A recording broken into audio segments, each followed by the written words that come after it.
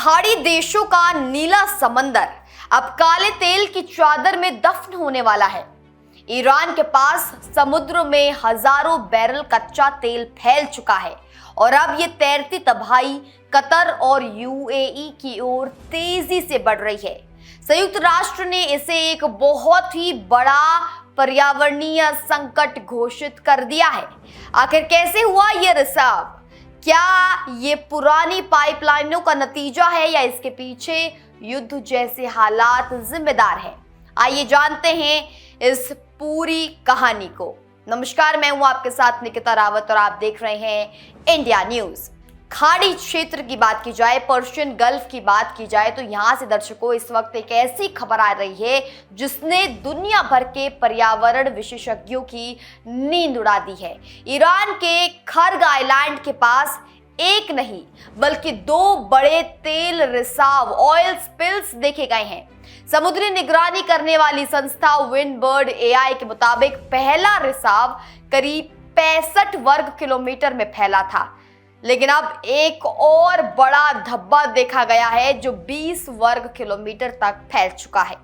संयुक्त राष्ट्र यूएन का अनुमान है कि समुद्र में हजारों बैरल कच्चा तेल फैल गया है।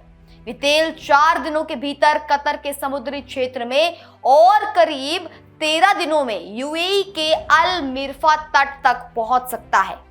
अगर ऐसा हुआ तो खाड़ी देशों के समुद्री किनारों पर तबाही का मंजर होगा। इस घटना को लेकर अब आरोप प्रत्यारोप का जो दौर है वो भी शुरू होता हुआ नजर आ रहा है।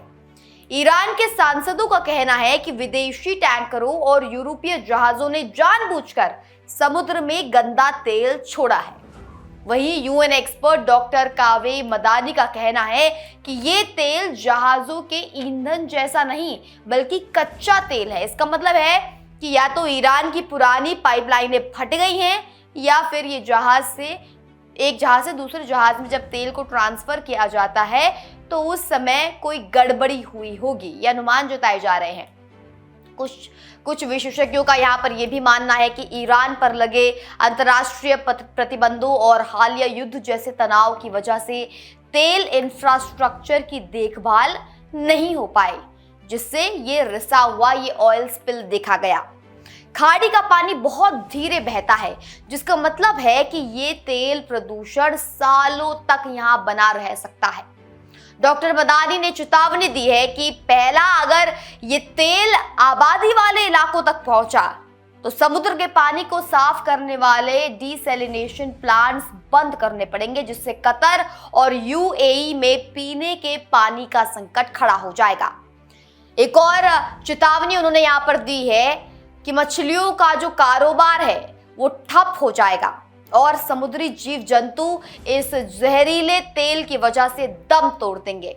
हैरानी की बात यह है कि यहाँ पूरी दुनिया इस पर चिंता जता रही है। वहीं ईरान की ऑयल टर्मिनल्स कंपनी ने किसी भी तरह के रिसाव से साफ इनकार कर दिया है, लेकिन सैटेलाइट तस्वीरें और अंतरिक्ष से दिख रहे काले धब्बे कुछ और ही कहानी बयां कर रहे हैं।